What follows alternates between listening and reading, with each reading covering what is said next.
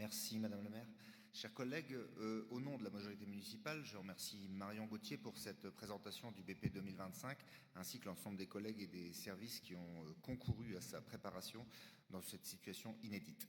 Après 7 ans de présidence d'Emmanuel Macron, les plans sociaux se multiplient, les investisseurs partent, le chômage, et particulièrement celui des jeunes, est en forte hausse, la confiance en la signature de la France est très dégradée, les inégalités s'aggravent et de nombreux Français sont laissés sur le côté.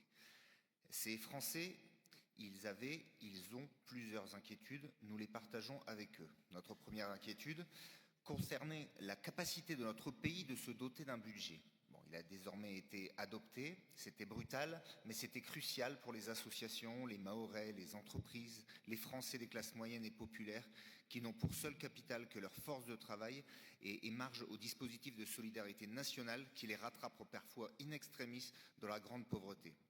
Pour eux, avec eux, je veux dire que je m'effraie d'entendre des responsables politiques dire dans les médias et sur les réseaux sociaux qu'un budget 2025 n'était pas vraiment nécessaire.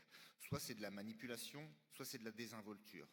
Nous ne sommes pas non plus naïfs des manipulations de Bercy, qui n'a pas hésité à sacrifier 5000 jeunes en parcours de service civique, dont les contrats ont été suspendus du jour au lendemain, tout cela pour faire pression sur le Parlement. Pour que vous puissiez bien vous rendre compte de ce cynisme, je voudrais vous partager quelques chiffres intéressants sur l'activité de la plateforme de service civique portée par Lille Avenir que préside notre collègue Martin-David Brochen. En 2024, la mission locale a accompagné près de 300 jeunes, dont 74,5% en intermédiation auprès d'associations du territoire, 27,5% de volontaires résidant en QPV. Voilà le profil des victimes du chantage de Bercy, c'est scandaleux. Notre deuxième inquiétude concerne évidemment la nature du budget de l'État. Face à la situation économique et budgétaire, face à l'urgence sociale, les voix de gauche étaient unanimes pour réclamer plus de services publics et